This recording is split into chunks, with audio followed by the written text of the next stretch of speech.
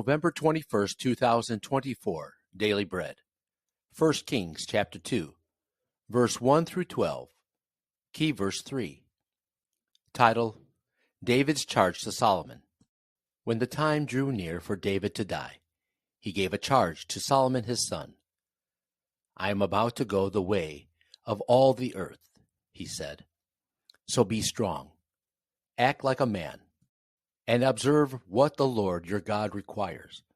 Walk in obedience to him, and keep his decrees and commands, his laws and regulations, as written in the law of Moses.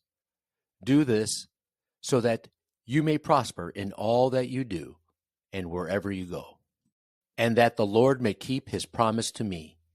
If your descendants watch how they live, and if they walk faithfully before me with all their heart and soul, you will never fail to have a successor on the throne of Israel.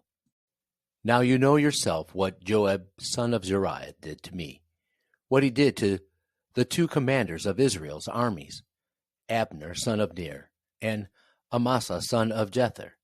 He killed them, shedding their blood in peacetime as if in battle, and with that blood he stained the belt around his waist and the sandals on his feet.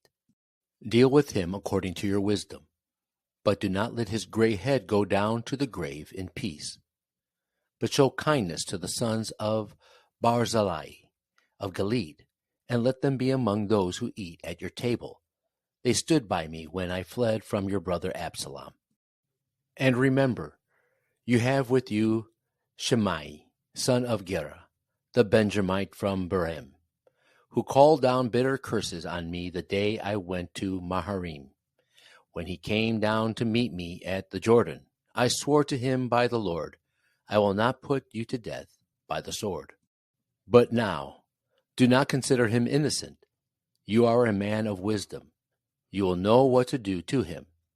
Bring his gray head down to the grave in blood. Then David rested with his ancestors and was buried in the city of David. He had reigned 40 years over Israel, 7 years in Hebron and 33 in Jerusalem. So Solomon sat on the throne of his father David, and his rule was firmly established. Daily Bread Message. David knew he was about to die. He had established his son Solomon to succeed him as king of Israel.